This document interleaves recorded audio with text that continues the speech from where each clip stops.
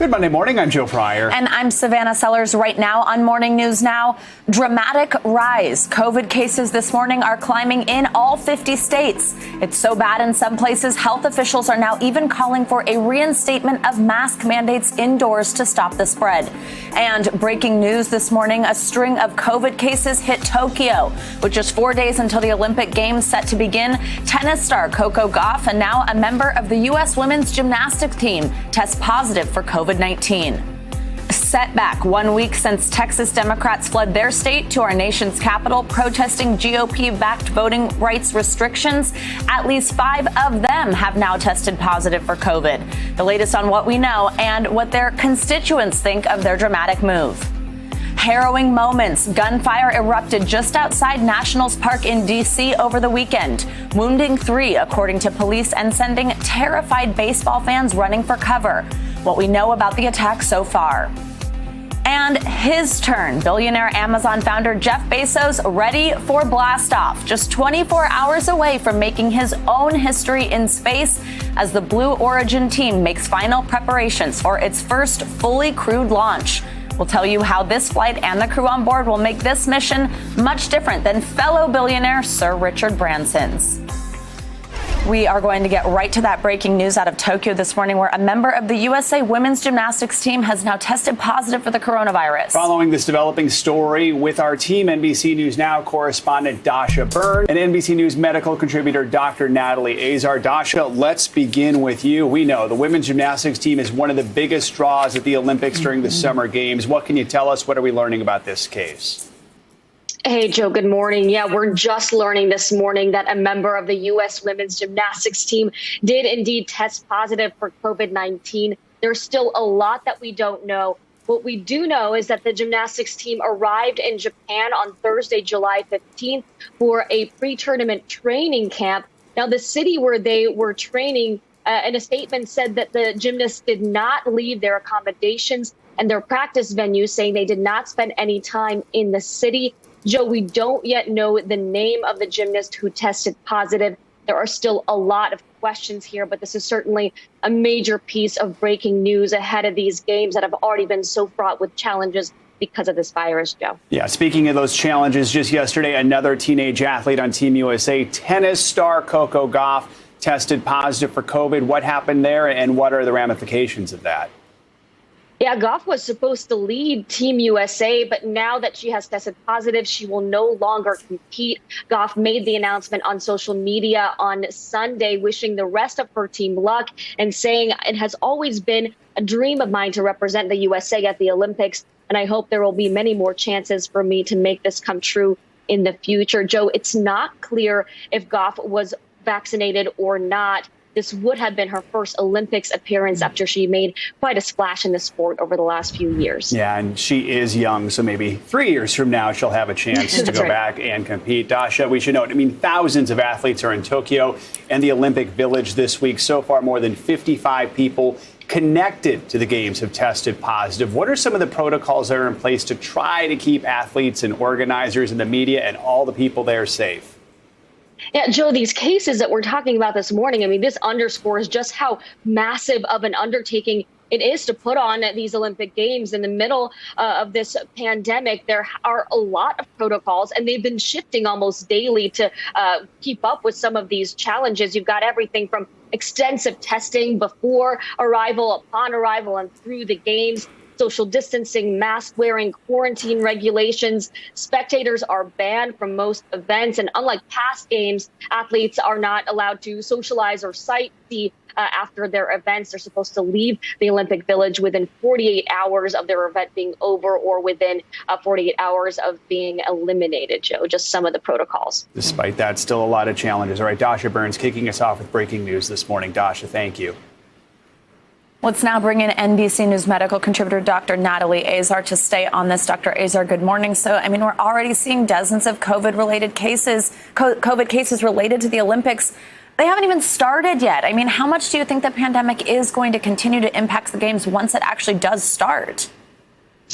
Well, quite a lot, Savannah, unfortunately. So roughly 22,000 individuals have arrived in Tokyo since July 1st, 4,000 of whom are staying actually in the village. And, I appreciate Dasha giving us that rundown of all the protocols that are being implemented. But unfortunately, I think only about 85% of the people who were involved in the Olympics, or 85%, I think, of the athletes are vaccinated. And unfortunately, that's just enough of a hole or porosity to allow the virus, to come into Tokyo with certain individuals. And once it's there, unfortunately, because, people are being sequestered and quarantined in such close quarters, I think we're going to see a significant amount of spread between and among the athletes, in this last week before the games start. I mean, if you just think about the gymnast, who has not yet been identified, is probably staying very, very close with her teammates, and they're very likely to be in quarantine. So I think the story will probably be unfolding in the next couple of days about the consequences of these athletes testing positive and what it means for the rest of their teams. Yeah, absolutely. I mean, Dr. Azar, are you concerned this is going to become basically a major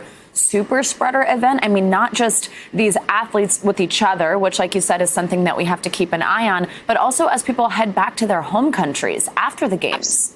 Absolutely. And not to mention the population in Japan. They're only about 22% fully vaccinated in Japan. And, health authorities there locally are very, very concerned about overwhelming their healthcare systems. But as you mentioned, yes, people are coming from, I think, over 300 different Olympic national areas in the world. And these individuals, of course, will be traveling back there. So, yeah, from a pure public health perspective standpoint, I think this is going to be a super spreader event. This isn't a bubble the way the NBA did it. Right. This is very, very different. We have people coming in and out of the bubble, and the quarantine is 14 days. The incubation period. But in spite of that, I think we're going to be seeing a lot of cases. Something we've all been so looking forward to bring us all together, but a lot to watch for here as this starts to unfold. Let's now bring it back here to the U.S. Talk about the rising cases that we're seeing here. We know in L.A. a mask mandate went into effect yesterday, went back into effect when you're indoors. Do you think that we're going to see more cities reimposing these mask mandates? And do you think, where do you stand on this? Should fully vaccinated people, even though we were told that we were safe to go maskless, go back to wearing masks indoors? Wow, Savannah, I feel like we're going to be having this conversation potentially for years. Look, I think that what LA is doing is that they are following the science in two ways. One is that, they let up on the mask mandate with the CDC guidance, following the understanding that, if you're fully vaccinated, you're very unlikely to, get infected or spread indoors. But that was also before Delta, really started becoming the prominent, or predominant strain in the country. And I think now they're also, following the numbers. And as their cases are going up, what do you attribute that to? Their vaccination numbers are reasonably high in LA. So this really probably has to do with the millions of people who remain unvaccinated, who are congregating indoors and outdoors with a mixture of people. What I always say to folks is this, you have to be very, very aware of what's happening in your community. And if your vaccination rates are low and your cases are high, it's a very good idea to wear your mask indoors, even if you are vaccinated. And then it all comes down to your own risk tolerance. If you live in a multi-generational home or you're in contact regularly with people who are children, who are young, who are not candidates for vaccination, older individuals who are susceptible to getting very, very sick, I think it's your duty to wear your mask so that you prevent yourself from being able to infect other people, not to mention yourself. Yeah, so you mentioned those communities with the lower vaccination rates, having your eye on something like that if it's where you live. Let's talk about people who are not getting vaccinated and what might be going on here. So a new poll shows that one of the top reasons people are not getting vaccinated is because they don't trust the science. There are a couple reasons there you can see on the screen: worried about side effects, don't trust the government, don't trust the science. So I'd like to ask you, of course, as a doctor, about that particular fact. 45% of unvaccinated people feel that way. These vaccines came on the market fairly quickly, and people are like, why should I trust it? There are other diseases, other conditions that we don't have vaccines for after years. Explain why people should trust the science in this case with the COVID vaccine. Sure. Look, we've been saying this also since the very beginning of the pandemic, that I understand why people would think that everything happened too quickly. And it does take time to explain to individuals how exactly the vaccines came to be. None of the vaccines was developed overnight.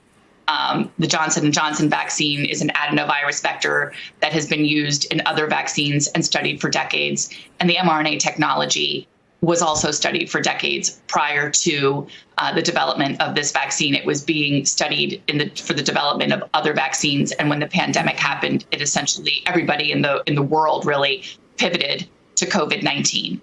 But to your point of asking individuals why they changed their mind or why they are hesitant, the Kaiser Family Foundation re-polled individuals that they had polled, at the beginning of the pandemic about people who said, I will never get vaccinated or I'm on the fence about it. And they basically said that now the people who ultimately did get vaccinated, it's from trusted messaging, right, that we talk about with doctors and friends and family. And they're also seeing now that millions of people have been vaccinated and have done so safely.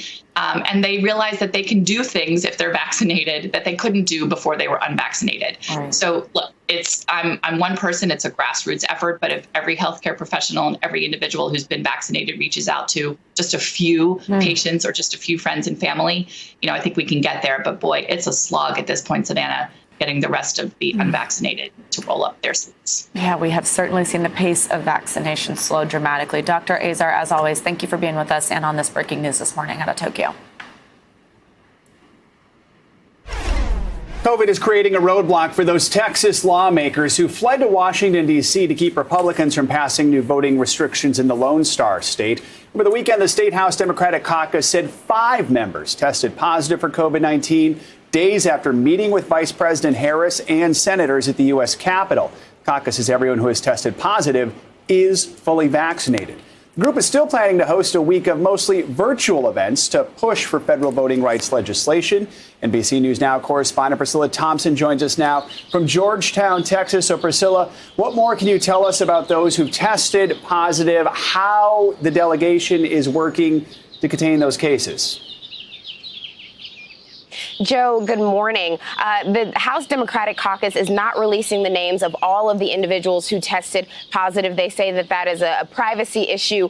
But we know that 2 of the lawmakers who did test positive have released statements self-identifying, and that's Representative Celia Israel and also Representative Trey Martinez Fisher. Now, as you mentioned, all of these lawmakers, we're told, are fully vaccinated, and they say that that's a good thing because they are not experiencing severe symptoms.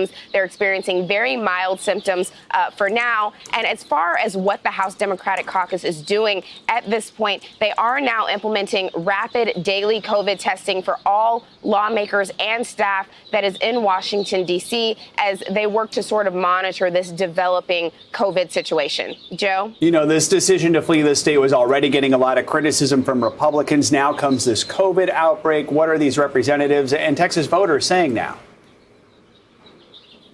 Yeah, the Democratic lawmakers who have tested positive are saying that they knew that going to D.C. for these 3 weeks was going to be a sacrifice, and this is part of that sacrifice. I want to read a little bit of the statement that Representative Celia Israel released, saying, quote, "I hope this instance highlights the sacrifices we're willing to make for the cause of democracy. I would not change anything to protect the right to vote."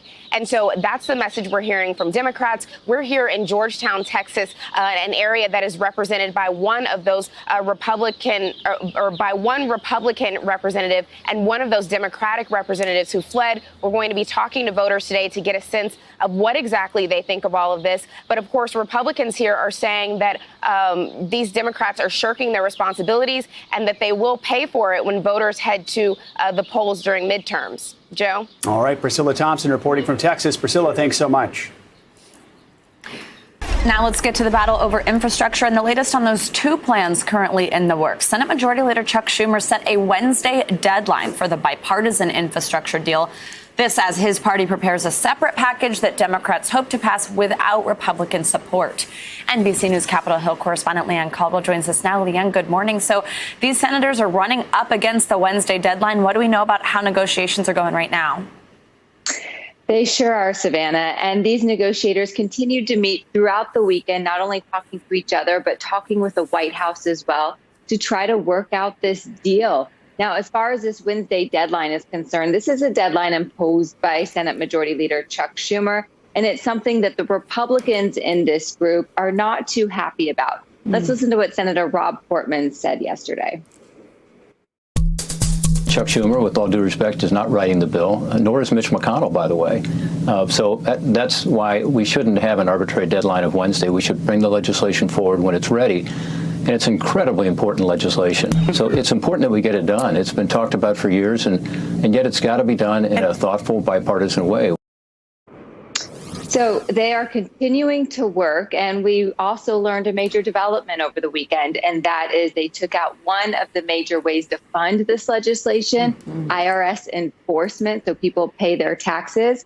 That is out of the bill, so they are still trying to figure some of this out, Savannah. So, Leanne, I guess just like the real question here is, does a deal seem possible at this point? What do you think? And then also kind of walk us through, I mentioned there's this also other plan going on, how it could impact the $3.5 trillion Democrats only bill that's kind of happening in tandem here. So as far as the bipartisan bill, a deal is still possible, but there's still some roadblocks and challenges ahead, including how you pay for this. Like I just mentioned, they took out one of those provisions, and this is going to be really critical for Republicans if they're going to support it. We're also waiting on this independent analysis on how who studies how it actually is paid for to see if all the numbers really add up. That's something that Republicans are going to be looking out for, too. And so they still have some challenges ahead as far as how it impacts this $3.5 trillion massive human infrastructure bill that Democrats want to pass with Democrats only. Well, Democrats insist that that is separate. Some Republicans are saying that they are separate and they're not going to impact each other. But Schumer has a timeline for that one, too, Savannah. And Leanne, before I let you go, the House is back today after a 2-week recess. And Minority Leader Kevin McCarthy still hasn't announced his picks for that January 6th Select Committee. What's next for that group? Yeah, he sure hasn't. We are waiting on that. Our sources tell us that he is actually going to pick 5 Republicans to sit on that Select Committee. Regardless, Democrats are moving forward. They've already scheduled a hearing for July 27th. They're going to talk to rank and file Capitol police officers, some of people who have not really been heard throughout this process. And so they're going to do that with or without Republicans. But McCarthy could make his choices this week, Savannah. All right, Leanne, thank you so much. Police in D.C. are investigating a shooting outside Nationals Park that sent fans and players scrambling for safety over the weekend. 8-4. This is a very bizarre scene in Nationals Park. Gunfire erupted just outside the ballpark. 3 people were injured in Saturday's shooting, including a woman who was attending the game. The matchup between the Nationals and Padres was suspended until yesterday afternoon. NBC News correspondent Josh Letterman joins us now outside National Stadium. So, Josh, first of all, do we know how these 3 victims are doing, and what is the latest on the investigation?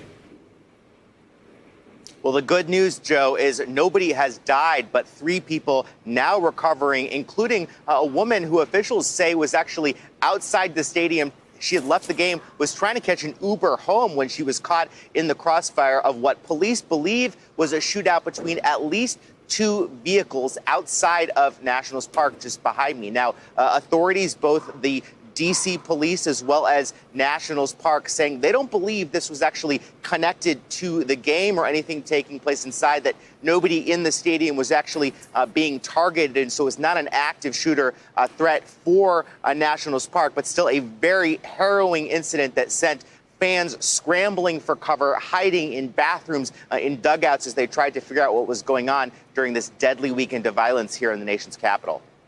Josh, do we know if anyone's been arrested in this case yet? We know that several folks who showed up at hospitals with gunshot wounds have been questioned by police, but still more questions that authorities are trying to get to the bottom of, including one vehicle they are still looking for as they try to figure out exactly what took place in this incident. So fans did return to the ballpark yesterday, just one day after the shooting. What was the mood like at the game?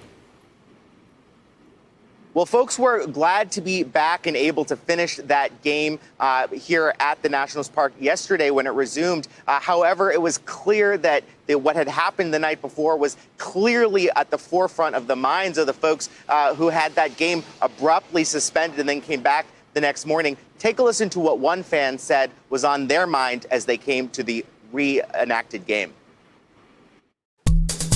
We were talking about it on the way up. Actually, we said, man, if something were to happen today, we thought of a plan how to get out of there, safe. We sit out in section 100 in the red porch, and immediately went through my head, it's like, I'm going down, you just got to have a plan when something can happen any second. And the show must go on, Joe. The Nationals will be back at the stadium this evening to play the Marlins just after 7 o'clock.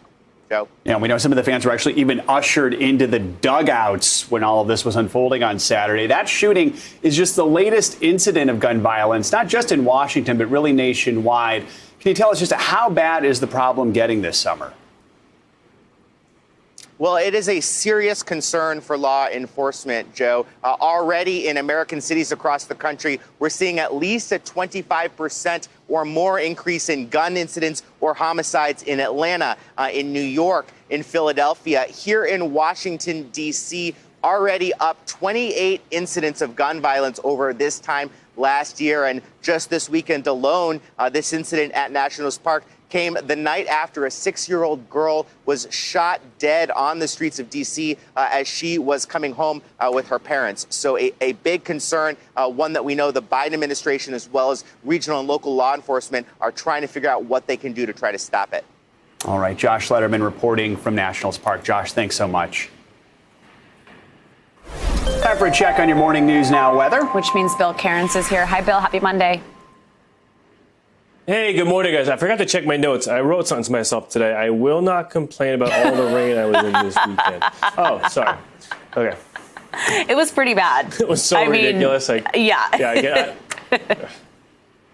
I had a 3-hour drive and it took 5 hours, and I'm just thrilled about it. All right, so let's get into this forecast. We have rainy morning we're dealing with in the southeast. The northeast, not as bad as it was this weekend in some areas. So as far as the worst of it right now, the front is stalled out. If you look from all the way from Dallas back to Jackson, Shreveport, just to your north, there's a line of showers and storms. I think almost everyone in the southeast is going to get some rain today at some point. The heaviest totals will be where you see the yellow and the oranges and the reds. That's 1 to 2 inches of rain likely. We'll probably have some flash flooding issues. It won't be widespread, but they'll be isolated. Watch out in Alabama and especially coastal Carolina from Charleston to Wilmington, Myrtle Beach area, all the way up to New Bern, the Morehead City area. Could get some really heavy downpours. And how about our friends in Montana? Still under heat warnings. And today it could get up to 106 degrees from Billings to Glasgow to Sheridan. I mean, it's just endless. And as far as the high fire danger goes, especially interior sections of the northern Rockies and the Northwest, what we could deal with is what we call dry thunderstorms. There's thunderstorms that don't have a lot of rain with them, but they still have lightning, and those start new fires, and that's always an issue. So as far as your week ahead forecast goes, there's all your scattered downpours in the south. We still have a few showers in the northeast. It's not pretty in Boston today with only 73 degrees. It will have a few storms likely on Wednesday, but it will not be a rain out. It will actually get pretty hot in the mid-Atlantic. Notice it's still hot in the west with not a lot of rain. And here's the good news. Finally, I can be positive about something. We are going to head into a Friday and into a weekend with really nice conditions along much of the East Coast, the exception being the Deep South. So fingers crossed for everyone that's been suffering through miserable weekends that next weekend looks all right in the Northeast. See, that note you wrote worked. Yeah. Got the good news and everything. Yes. All right. Hey, that's something to look forward to, though. Thank you, Bill. I know. Thanks, guys. Coming up, COVID restrictions are now a thing of the past in the UK. Why Prime Minister Boris Johnson is now receiving backlash for the move up next.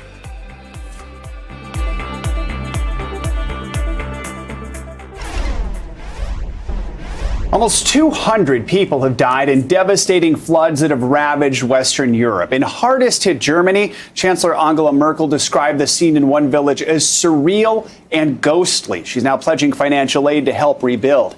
NBC News correspondent Megan Fitzgerald is in Germany and spoke with some of the survivors. As the water recedes, a clearer look at the vast devastation in Western Germany. Neighbors and strangers working together to try and clear out the debris as the trauma of the worst flooding in more than half a century starts settling in. He was all the night calling, help, help, I can't swim. 12 people died at this assisted care facility. Neighbors heard the cries and wanted to help, but were helpless. They wanted to help them, but they couldn't open the windows and they couldn't open the doors because it was also inside. So they were trapped inside. Some 3 months worth of rain falling in just 24 hours. Streams and creeks turning into raging rivers, tearing through towns, snapping concrete walkways and bridges, collapsing homes, taking out everything in its path. Jürgen Lenz was trapped on the 4th floor of this building for 2 days while waiting for the waters to recede. Was it scary? Scary. Residents here salvaging what they can as German police scoured the riverbanks and train tracks searching for hundreds that could still be missing. The death toll now nearing 200. German Chancellor Angela Merkel toured the devastation, promising federal aid to help rebuild. Residents in villages and towns like this say it could take months, even years, to recover from this massive devastation. Megan Fitzgerald, NBC News, Schule, Germany. All right, our thanks to Megan for that report. Now, in England, nightclubs are reopening and mask mandates and social distancing rules are ending in what's been dubbed Freedom Day. But not everyone's hitting the dance floor. COVID-19 cases are rising, and even Prime Minister Boris Johnson is currently self-isolating. Here he is urging Brits to remain cautious. We don't do it now. We've got to ask ourselves, when will we ever do it? So this is the right moment, but we've got to do it cautiously. We've got to remember that this virus is sadly still out there. Cases are rising. We can see the extreme contagiousness of the Delta variant. NBC News foreign correspondent Matt Bradley joins us now from London. Matt, good morning. So I know it's a big day there for everyone in England. First, just kind of walk us through how life's going to change today. What couldn't you do yesterday that now you're able to do? Yeah, well, happy Freedom Day, Joe and Savannah. I mean, you're kind of looking for how life is changing. And if you look behind me, you'll see people aren't really dancing in the streets here. That's because most of them probably don't even know it's Freedom Day, because these rules, while all of them are now gone today in the legal sense, they've been really lifting quite gradually for the last several months, ever since January. And the other reason is because, a lot of people here, they're not all that enthusiastic about this lifting, as you mentioned, the new increase in cases. But there are some real changes. I mean, I drove here in an Uber and I wore a mask. My driver had a mask. And if you go on public transportation, I think you're still going to see most people wearing masks. That's just compliance, because a lot of these rules, they've gone from the legal side to just recommendations, very, very strong recommendations, even as these cases are rising. So as you mentioned, nightclubs are open, mask mandates are gone, almost everything restricting the number of people in certain places, households mixing, all of it gone today. Guys? Now, Matt, you mentioned, though, cases are rising rapidly in the UK. We heard Boris Johnson referencing the Delta variant. So why is the government easing restrictions now? And do experts think it's a good idea? Well, the fact is that a lot of experts don't think it's a good idea. In fact, there were about 120 scientists who joined in a letter to the Lancet, which we now know what the Lancet is after this past year. It is a very well-regarded academic publication for publishing medical research. They said that this is a very hazardous idea, and that really the issue isn't just that the vaccination campaign is going to try to fight against this. They're more worried about these variants. And if we open everything up, these scientists say, you're opening the door for variants that could become vaccine resistant. Guys?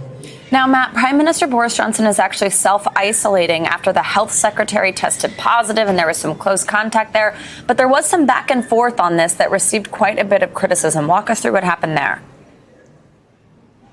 Yeah, I mean, Boris Johnson, the prime minister, he was supposed to make an address to the country, kind of taking on the self-stylization of Winston Churchill and declaring Freedom Day. Now he's in isolation, so it's a bit ironic. And the fact is, there was this massive back and forth and political controversy about that. He and Rishi Sunak, who's the Chancellor of the Exchequer, they were both exposed to Sajid Javid. He's the new health minister.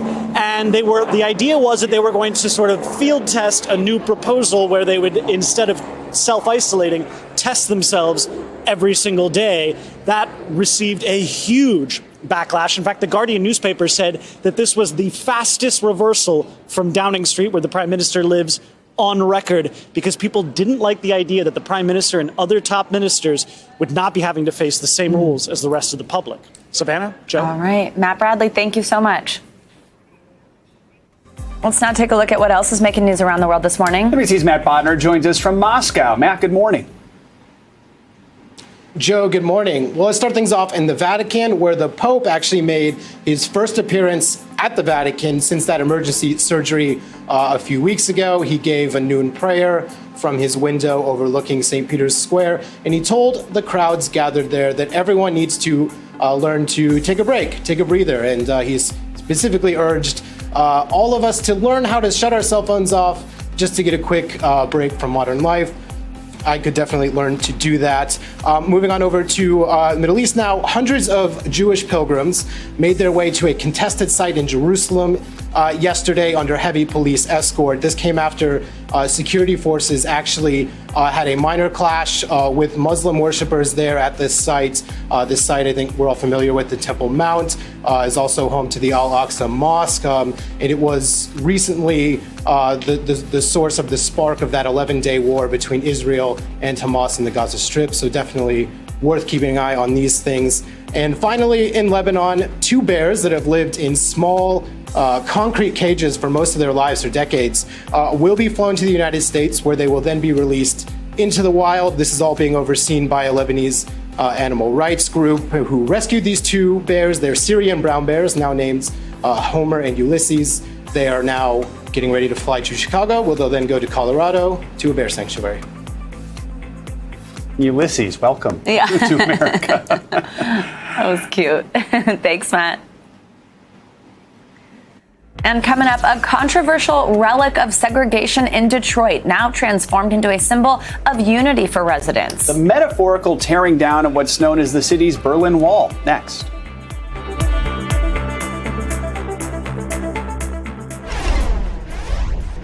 Okay, so you've heard of big hometown parades for teams that win, say, the Super Bowl or World Series. Well, Harvey, Louisiana hosted a parade Saturday for the newest winner of the Scripps Spelling Bee. 14-year-old Zaila Avant-Garde became the first African-American to win the Scripps Spelling Bee. Zaila spelled the word Maria, a type of flowering citrus plant. She's not just a dictionary pro. She's also a Guinness World Record holder for her basketball dribbling skills. So she's not just smarter than us, she's more athletic than us. For sure. Wasn't it, I think it was 6 basketballs at once she was able to dribble or something that I can't even wrap my head around. She do that while spelling? While spelling. That's the next contest. That's the one, yeah. All right. We'll throw a parade for that, too. Yeah, exactly. Oh, well, congrats to her. That's so cool. Thanks, Joe. Now, summer is in full swing, and many parents are sending their kids off to camp. But after a series of COVID outbreaks spread from camps to the outside community, some programs are reinstating social distancing and mask requirements, even outdoors. NBC's Corey Coffin has more. Good morning. Summer camps across this country having to either severely restrict or halt programs altogether due to a surge of COVID cases at these camps, largely driven by the Delta variant. We're talking states that are in the South and Midwest reporting the highest number, including in Illinois, one camp reporting up to 80 cases at that camp alone. Now, I spoke with some parents out here at Bryant Park who have kids in summer camps, and they're seeing a change as well. A lot of these outdoor camp policies are changing to requiring masks even outdoors. I also spoke with parents about their children getting the vaccine if and when that becomes available. Listen to what they told me. I think it's important for them so they don't have to worry about getting COVID. They don't have to worry about spreading it to others. We have some elderly relatives who still aren't vaccinated, and so they can't visit them or hug them. And it's been a while, you know, and I'd really like them to be able to feel like they don't have to think about it anymore. And of course, the FDA has announced hopefully a vaccine availability for people under 12 by early to mid-winter. Of course, that is going to be too late for summer camps and even as kids start to get back to in-person learning. But it does have many schools deciding if they're going to make any changes to their mask policies, to their social distance policies as the Delta variant surges before the availability of a vaccine. Many schools are also deciding whether or not they're going to require the vaccine when it becomes available. But we know of at least 8 states, Joe and Savannah, that have so far put a ban at any requirements for vaccines for in-person learning. Joe, Savannah? All right, Corey Coffin, thank you so much. A Houston water park remains closed today to investigate an airborne chemical leak that sent thousands fleeing for safety. Over the weekend, a toxic gas caused some swimmers' eyes to swell shut, even made it hard for some to breathe. NBC News reporter Vaughn Hilliard has more. Joe and Savannah, the water park here just outside of Houston is still shut down to start off the week. Well, officials are looking at still what exactly caused those chemicals to combine together to cause that hazardous gas. Thousands fled a Six Flags water park near Houston on Saturday after a chemical gas made dozens sick, some struggling to breathe, fire officials say. We have 29 injured or affected people. That number only grew after the 911 call. 31 people transported to nearby hospitals, 55 others decontaminated on site by hazmat response units. I just started coughing, and then my eyes swollen up. I thought it was a terrorist attack. It felt like we got gas. Six Flags says a hazardous vapor was released into the area around the park's kiddie pool, caused by the combination of 2 cleaning agents, a form of bleach and sulfuric acid. These chemicals are commonly used in man-made bodies of water and in pools to maintain what's called the pH. When these 2 chemicals mix, they can create a toxic compound, which is called chlorine gas, which if inhaled can cause serious lung injury and can even be life-threatening. Authorities do not suspect any foul play, but are still searching for the cause. Six Flags remains closed while an investigation is underway. Telling NBC News, we will reopen when we are confident it is safe to do so. It would stand to reason, have systems in place where the minute there's something wrong, the system can record that. Dangerous chemicals also caused evacuations at water parks in Utah in 2017, California in 2015, and Michigan in 2014. But here this weekend, a major scare. What began as a fun family day has turned into very much a nightmare for many families. And a warning for others at water parks this summer. Now, I'm told the county officials will be on site today with Six Flags and a third party to further test the mechanical systems. If they find nothing wrong, they will then turn their attention to potential human error. Joe and Savannah? Hilliard for that report. The Burwood Wall is a stark reminder of Detroit's segregated past. It was built nearly 80 years ago to keep black residents out of one local neighborhood. It's believed to be one of the last physical relics of segregation in the North. Now, though, some say the wall represents a new message, one of peace and togetherness. Take a look. The wall is directly across the street from my house. I can stand in my front door or in my front living room window and I can see the wall. One question people always ask me is, do you want the wall to be torn down? No, I don't. The history of what went on, why it went on, and how we can change things, that history needs to be told. I've been here for 62 years. We moved out here in February of 1959. When we moved over here, the wall was there. We didn't know what it was. This is the Burwood Wall, part of Detroit's 8 Mile, Wyoming neighborhood. Built to separate black residents on one side and white residents on the other. A housing developer built this wall in 1941 in order to guarantee mortgage loans for white families in a new development to the west. Loans black families were denied at the time. When you see the Burwood Wall, you kind of think of a southern water fountain or a cafeteria counter. You think of an artifact that would be more associated with segregation in the South. You don't think of it in the North. But to see the construction of a segregation wall like this was an absolute slap in the face of black Detroiters, first and second generation, certainly. I think people feel differently about this wall than they do about other symbols because, for one thing, there's a beautiful mural on the wall that depicts something positive. It depicts happiness, togetherness, joy, peace, love, whereas other walls gave a sense of something dark and ugly. Even though the Burwood wall has that same connotation, the mural on the wall changes your mind a little bit when you look at it. I suspect there are stories like this all over the country. I think we have to teach kids, give them a sense of place, and you do that by letting them know what's down the block. Coming up, billionaire Jeff Bezos is a day away from making his own history in space. Yeah, we'll take you to West Texas, where Blue Origin is preparing for liftoff. That's up next. It's time for our CNBC Money Minute, the biggest financial headlines of the day and why they matter to you. And today we've got Contessa Brewer with us. Hey, Contessa, good morning. Good morning, Savannah. Good morning, Joe. Yeah, Facebook is pushing back against President Biden's remarks about social media companies and their role in the spread of vaccine misinformation. The president said Friday social media sites like Facebook are killing people by allowing vaccine misinformation to proliferate on their platforms. Facebook's vice president of integrity pushed back in a blog post saying vaccine hesitancy among U.S. Facebook users actually declined by 50%, and that 85% of users say they have been or would like to be vaccinated against COVID-19. Look, those pandemic restrictions on Florida-based cruise ships, it looks like they're here to stay. Over the weekend, a federal appeals court blocked a Tampa judge's previous ruling, which would have lifted the CDC's rules.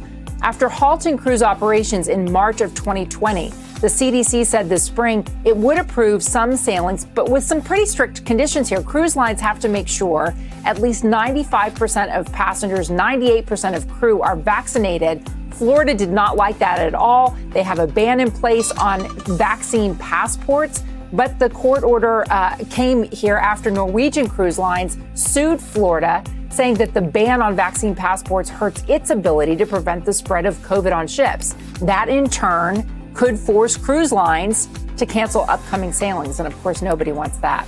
Space Jam, A New Legacy, made a slam dunk at the box office this weekend. The LeBron James starred film defied expectations, grossing nearly $32 million in North America, beating out Disney and Marvel's Black Widow. Space Jam 2 was pegged to open in the $20 million range, but pulled a sizable theater audience despite a simultaneous release on HBO Max. The film marks the largest pandemic opening for Warner Brothers, and why not coinciding with the playoffs? And it's exciting to see basketball, whether it's animated or not, guys. It's so cool. Yeah. I mean, it's pretty amazing when you hear what it beat out, too, as an animated film, you know? Right. Interesting to see with HBO Max making this decision to do both at the same time. If they're getting good numbers at the theater, that's good to hear. So. And they are. All right. Thank you, Contessa.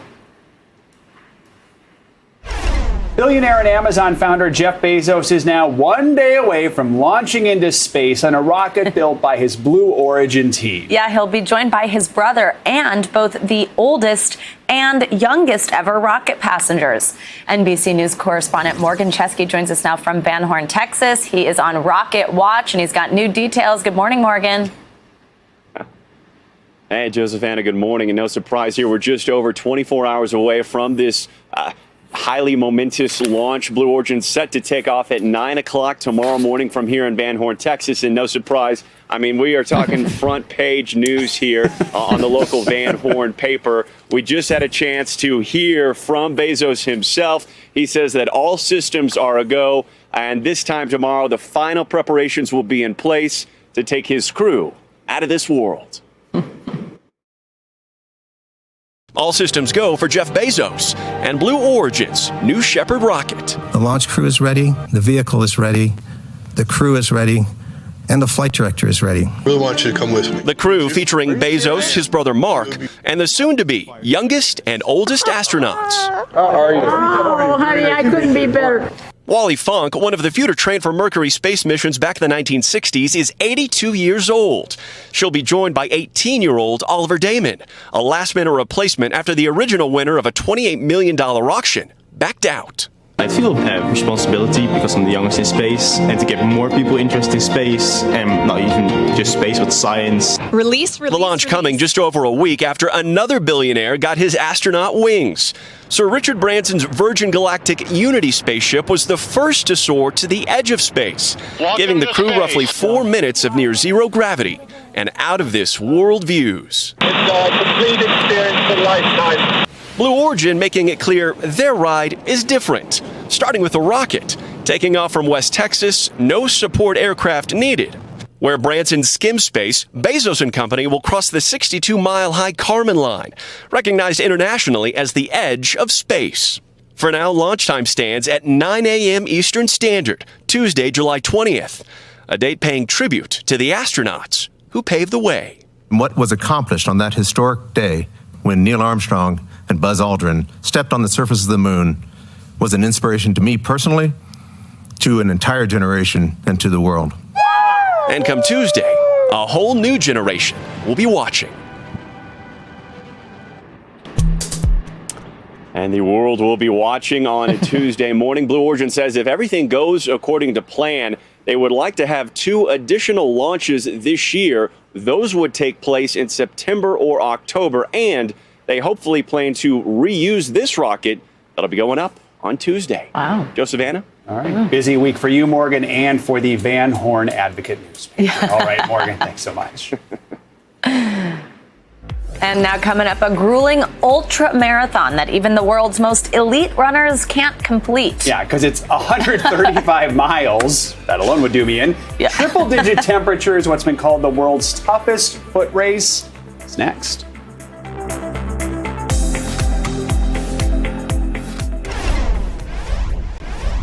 Imagine running an ultra marathon, a race that's much longer than a normal marathon. Now imagine running that race through scorching heat in the middle of Death Valley in the middle of summer. I haven't even run 1 mile in quite some time, so. So this is not for you. Yeah, certainly not. And I don't even know if it sounds safe, but that's what 100 runners are doing today as part of the Badwater 135 Ultra Marathon. It kicks off at 8 p.m. tonight with temperatures, even at that time, hitting around 112 degrees. MSNBC anchor Candace Gibson has a preview of the race. Running a marathon can be brutal enough, but the Badwater 135 is a marathon on steroids. It's a 135-mile nonstop race over 3 mountain ranges, ending at the trailhead to California's Mount Whitney. You start at the lowest point in the continental U.S. and then you run to the highest point in the continental U.S. And it just happens to be through the hottest place in the world during the hottest time of the year. But it's where the Badwater 135 starts that stops a lot of runners in their tracks, literally. So Death Valley is one of the hottest places on the earth. The temperature in Death Valley hit a scorching 130 degrees last week. There was even a temperature reading on a sidewalk of 178 degrees. The pavement gets unbelievably hot. You can fry an egg literally out there in July. In 2018, the heat from the pavement in Death Valley was so hot it melted through the soles of 3 pairs of one runner's shoes. So we wanted to know, how do you even get your body ready for an endurance race like no other? One of the most humbling experiences you'll ever go through. 7-time runner and 2-time Badwater ultramarathon winner Pete Kostelnick runs about 200 miles a week leading up to the race. I live in Ohio, where it doesn't get nearly as hot as Death Valley. So I do a lot of runs in layers and hoodies and hats and get a lot of interesting looks from people around the neighborhood, that's for sure. During this rough race, you're not only battling the elements of the dry desert air and sun beating down on you, you're battling your body as well. You're sweating just, gallons and gallons of hydration. You don't even realize how much you're sweating because it's evaporating so quickly.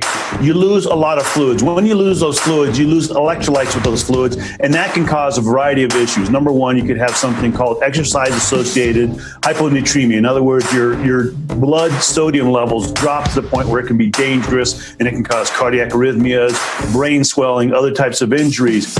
NBC News senior medical correspondent Dr. John Torres says another effect of running the ultramarathon is muscle fatigue and even breakdown, something Kostelik says he's experienced before. I've had a year where I couldn't even finish the race because my legs were cramping up so bad I couldn't even, walk. Kostelik says that he fights through the fatigue and stays hydrated during the race thanks to a support crew that drives near the runners with water and other supplies like electrolyte gels and sunscreen so they don't get severely burned. Kostelik says while most try to run through Death Valley as fast as they can, it's also a time to take in the surroundings of this unique experience. You think of Death Valley as kind of being a desert wasteland, but it's actually one of the prettiest places I've ever been. Candace Gibson, NBC News. That's going to be a hard pass for me. It looks pretty. Yeah, it is beautiful, though. That does it for this hour of Morning News Now. But the news continues right now. Hey, NBC News viewers, thanks for checking out our YouTube channel. Subscribe by clicking on that button down here and click on any of the videos over here to watch the latest interviews, show highlights, and digital exclusives. Thanks for watching.